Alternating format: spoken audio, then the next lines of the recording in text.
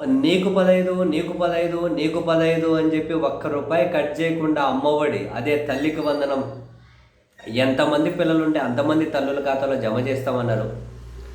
సరే, చివరికి 13,000 జమ చేస్తామని, 13,000 జమ చేసినామని ప్రచారం చేశారు. కానీ ఎప్పుడైతే ఇంటింటికి ప్రభుత్వం అనే పేరుతో ఇంటింటికి తెలుగుదేశం పార్టీ వెళ్ళిందో అప్పుడు తల్లిదండ్రులు నిలదీయడం మొదలెట్టేసరికి దీంట్లో కూడా చాలా పెద్ద ట్విస్టులు ఉన్నాయి అని చెప్పి జనానికి తెలిసింది. ఆశ్చర్యం. కొందరికి 8,000 చిల్లర పడింది, మరికొందరికి 10,000 రూపాయల చిల్లర మాత్రమే పడింది, కొందరికి 5,000 చిల్లర మాత్రమే పడింది అన్న విషయం ఇప్పుడు వీళ్ళు ఇంటింటికి పోయిన తర్వాత తెలిసింది. అయితే పత్రికలు ప్రధాన హెడ్డింగ్స్లో వార్తలు రాస్తూ ఉన్నాయి. చివరికి తెలుగుదేశం పార్టీ ఎమ్మెల్యేలు వీళ్ళు లేదు కేంద్రం నుంచి వస్తుందిలే మిగతాదని చెప్పేసరికి అర్థం కాలేదు అసలు అమ్మఒడి ఏం జరుగుతుంది అని.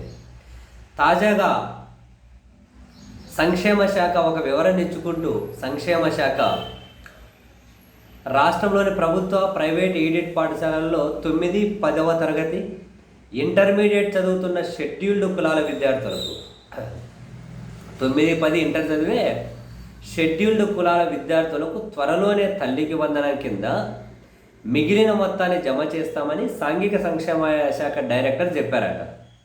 ఇలాంటి విద్యార్థులు 3.93 లక్షల మంది ఉన్నారట. తల్లికి వందనం పథకంలో వీరికి సంబంధించి కొంత వాటాను కేంద్రం భరిస్తుందట. ఇదేం లాజిక్? ఒక ఎస్సీ విద్యార్థులకు మాత్రమే, ఎస్సీ ఎస్టీ విద్యార్థులకు మాత్రమే కేంద్రం ఎందుకు భరిస్తుంది, మిగిలిన వాళ్ళకి రాష్ట్రం ఎందుకు భరిస్తుంది? అంటే ఎస్సీ ఎస్టీలకు రాజ్యాంగబద్ధంగా కేంద్రం నుంచి రావాల్సిన వాటాలో దాన్ని మాత్రం వాళ్ళకి తల్లికి వందన కింద మళ్ళీ ఇస్తున్నారా? మరి అట్లయితే వాళ్ళకి తల్లికి వందనం ఇచ్చినట్లు ఎట్లా? నాకు ఈ లాజిక్ అర్థం కాలేదు. ఎస్సీ ఎస్టీ విద్యార్థులకు మాత్రమే కొంత వాటా కేంద్రం ఎందుకు భరిస్తుంది? ఎందుకు భరిస్తుంది కొంత వాటా కేంద్రం వాళ్ళకు మాత్రమే?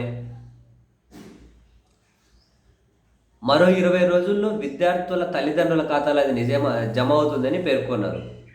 9, 10 తరగతులు చదివే విద్యార్థులకు వారి తల్లి బ్యాంకు ఖాతాకు 10,900 రూపాయలు, హాస్టల్ విద్యార్థుల తల్లి బ్యాంక్ ఖాతాకు 8,800 రూపాయల చొప్పున జమ చేశారట. ఇప్పుడు తల్లికి వందనంలో హాస్టల్ విద్యార్థులు, డే స్కాలర్ అని సపరేట్ ఉన్నారా? ఇంటర్మీడియట్ ఎస్సీ విద్యార్థులకు 5,200 అండ్ 10,972 ఈ విధంగా వాళ్ళ ఖాతాలకు జమ చేశారట. అసలు నా పాయింట్ ఏంటంటే అసలు ఎస్సీలకు మాత్రమే ట్విస్ట్ ఏంటి అంటే వాళ్ళ కేంద్రం నుంచి రావాల్సిన హక్కుగా రావాల్సిందే దీనికి అమ్మఒడి మళ్ళీ ఇస్తున్నారా తల్లికి వందనం? అదే నా లాజిక్. మరి అందరితో పాటు వీళ్ళకి డబ్బులు జమ చేసేయాలి కదా. కేంద్రం వీళ్ళకి ఎందుకు భరిస్తుంది? సపరేట్గా తల్లికి వందనం అని కేంద్రం భరిస్తుందా? అట్లాంటి కాన్సెప్ట్ ఏమీ లేదే. అంటే వాళ్ళ కేంద్రం నుంచి హక్కుగా రావాల్సిండేది దీన్ని ఇట్లా మళ్ళిస్తున్నారు. మరి అలా చేస్తే మోసం కదా. అరే నీ పాసుగల